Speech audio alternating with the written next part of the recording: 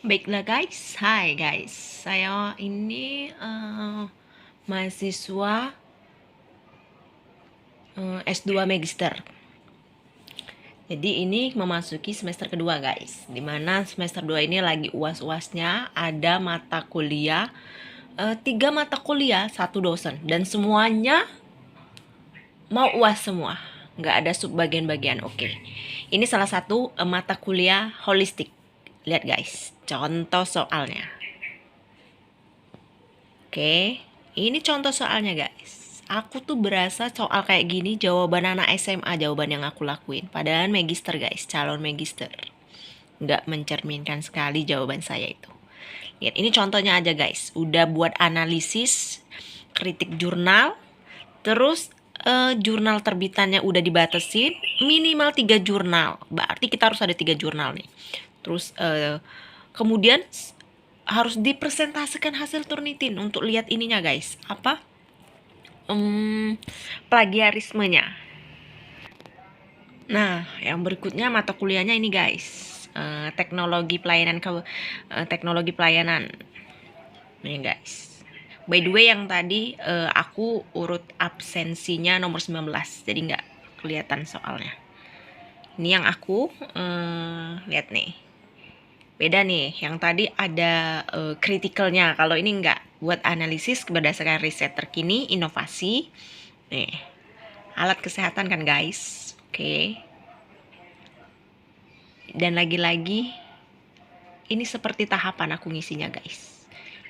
Tahapan dari MK tadi, mata kuliah holistik, lari ke teknologi. Nanti bisa dilihat hasil dari tahapan tingkat itu tadi. Dan ini mata kuliah selanjutnya EBP, sama masih, tapi nggak ada kritikal seperti mata kuliah yang pertama tadi, masih tetap analisis dan masih tetap 3 jurnal. Kayak aprensi saya nomor 15 sendiri buat analisa doang. Itu semua susah tuh mencari jurnalnya. Setelah gue baca tuh tadi soal-soal dari MK holistik, pelayanan teknologi sama EBP, gue itu berasa manusia di hutan, di goa, baru dalam goa nih. Setelah lihat soal gue kayak gini, berasa bener-bener keluar dari goa. Bingung tuh waktu ngeliat holistik mau diapain 3 jurnal itu. Cobalah searching di Google akunya. Oh, bentuknya gini. Terus coba searching YouTube. Oh, kayak gini.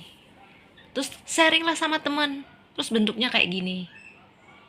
Terus pernah ingat tahun lalu aku belajar tentang kritikal, tapi nggak sampai sedetail mungkin karena otak setengah on ini tadi nggak bisa memuat dari 100% dari dosennya, jadi ya seadanya. Terus yang didapat malah bukan jalan keluar atau kebenaran dari yang harus aku lakuin untuk ngerjakan holistik itu. Yang ada, nih lihat aku buat kebingungan. Oke, kita lari ya. Hasil dari holistiknya. Nah, ini contoh dari jurnal holistik. Dari 3 jurnal itu aku kasih contoh ini. Ini sebanyak 10 lembar. Yang prinsip aku tuh waktu ngerjain jangan sampai satu jurnal ini dapet lebih dari 10. Minimal separuhnya lah ya, atau 4 lah, 3 gitu. Nah, ini hasil tulisan aku, paper aku, sekaligus hasil Turnitinnya ya. Ini aku buat per jurnal, nggak per satu lampiran aja, nggak. Ini aku buat per jurnal. Jadi Turnitinnya ada 6. Nih lihat, yang pertama review jurnal aku kayak giniin, karena kan ada kritikalnya juga itu. Terus kritikalnya kayak gini, ini aku buat dari sub. Ini jurnal pertama ya, ini masih jurnal pertama. Terus aku lanjut nih, ini hasil persentasenya Turnitinnya. Terus aku lanjut nih di jurnal kedua, tetap sama review jurnalnya kayak gini bentuknya. Tapi waktu critical reviewnya aku buat kayak gini. Sama nih ada dia, aku buat tapi diagonistiknya, terus kayak gini progenistiknya. Sebenarnya sama aja tapi kayak dalam bentuk narasi sih. Nih. Kemudian tuh hasil ternitinya. Ini yang ketiga nih. Jurnal ketiga. Ini sama masih yang review jurnalnya. Tapi kritikalnya itu loh yang beda-beda. Ya nih, jatuhnya kayak gini, analisis critical appraisal-nya. Ini jurnal ketiga loh. Oke, jumlah persentase plagiarismenya 7%. Karena aku mikir gini, kalau make yang punya teman-temanku, otomatis jumlah plagiatnya pasti bertingkat. Karena itu tadi kan, mereka berurutan kayak gitu. Sedangkan aku konfirmasi sama temanku, yang kebetulan dosen juga, dia menceritakan kalau tentang kayak gitu tuh pengorganisasian. Gak tau lah aku apa masuk. Intinya emang aku semasuk sih dengan pemikiran dia. Nih, kemudian aku lanjut ke mata kuliah teknologi. Ini contoh dari 3 jurnal itu salah satunya. Oke, nih hasil yang aku kerjain. Ini jurnal pertama.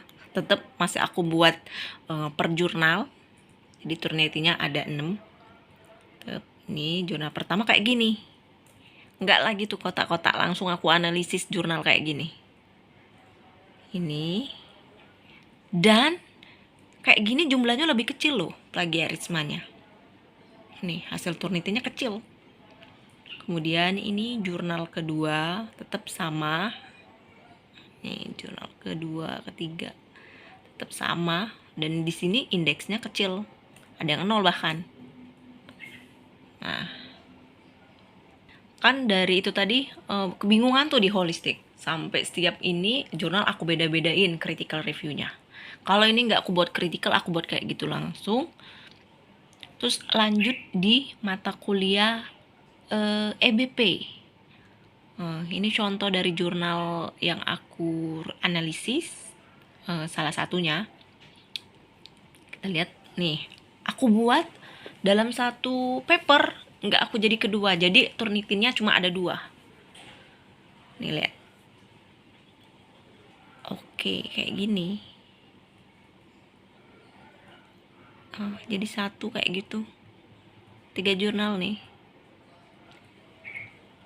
3 jurnal nih. Tapi hasilnya lumayan sih. 1% masih ya. Karena ada beberapa ini penelitian sebelum-sebelumnya kan. Dan semuanya itu kalau dipikir-pikir, ya ampun, dalam waktu 2 minggu 9 jurnal harus dilakukan analisa. Ada 3 jurnal pakai critical, 6 jurnalnya lagi enggak. Dan yang 3 jurnal itu yang bikin saya pusing, critical itu seperti apa. Ternyata banyak metode-metodenya. Ya seperti itulah. Dan akhirnya manusia hutan ini mencoba mengirimkan ini ke email budosnya dengan yang sumpah kalau ini aku nggak pede banget. Yang mata kuliah holistik ini aku nggak pede banget hasilnya. Ini yang EBP, ya not bad lah ya. Semakin lama semakin minim. Semakin lama semakin minim.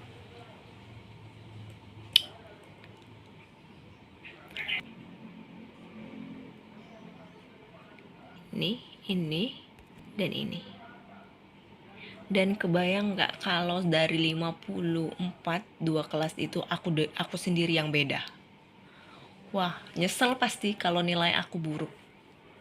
Kalau sama ya teman-temanku yang nyesel. Karena sama aja. Nilai plagiatnya nggak menentukan, ternyata nggak mengganggu. Ini nih yang dinamakan ulet, kepompong, kupu-kupu.